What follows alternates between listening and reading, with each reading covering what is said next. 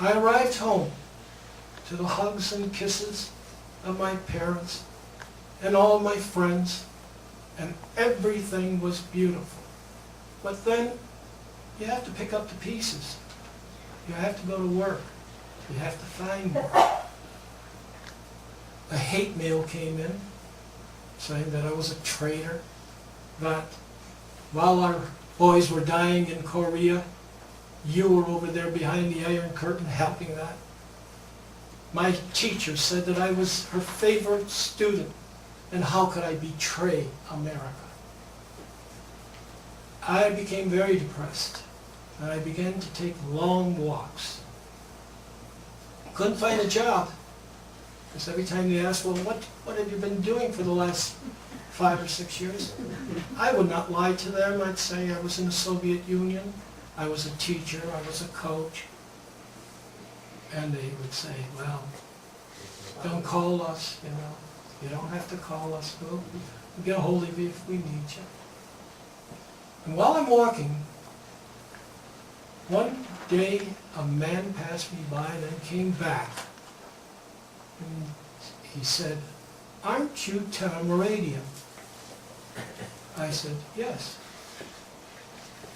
And didn't you live in the Soviet Union? I replied, yes. Well, I'm from the FBI. Do you have any time on your hand? There are a lot of people that would like to talk to you. I said, if you've been following me, if you've been trailing me, you know I have nothing but time on my hand. He waved his hand and the car pulled up. He opened the door for me. I sat in and off we went. And then, you know, you get a little nervous. FBI. Now what the heck's this all about? And I laughed.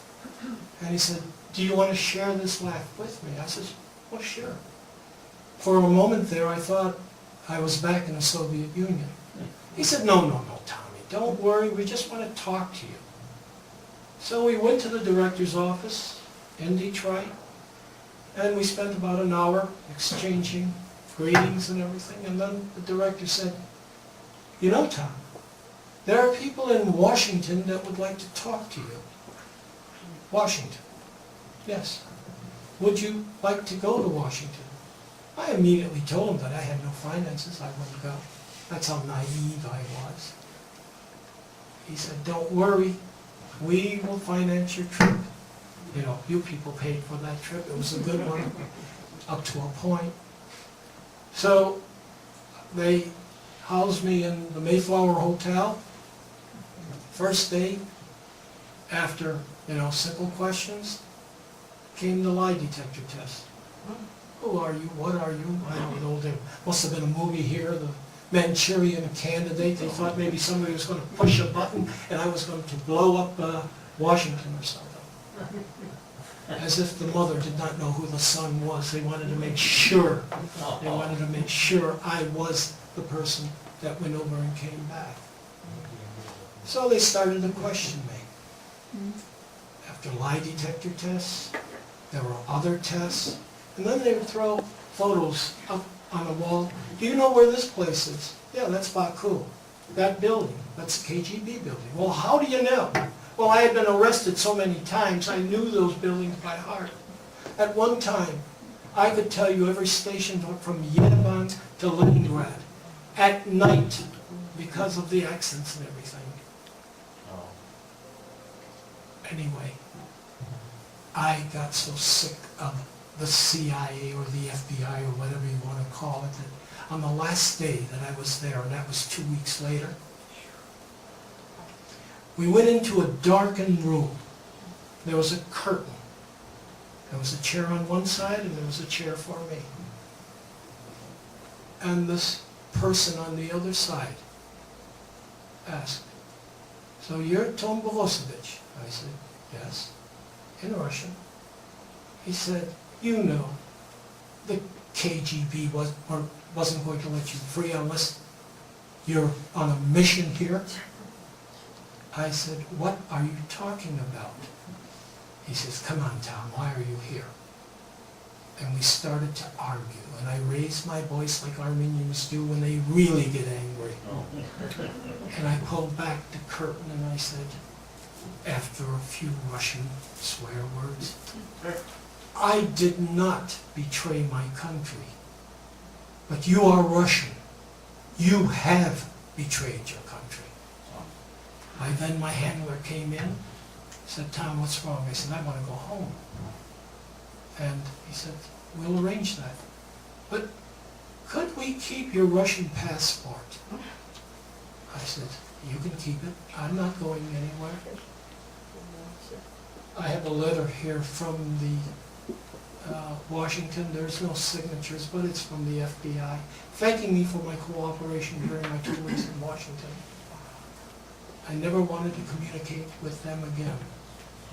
But let's go back to some things in history now. This is an article written in Yerevan. I don't know who the author is. It is about the demise of basketball in Armenia.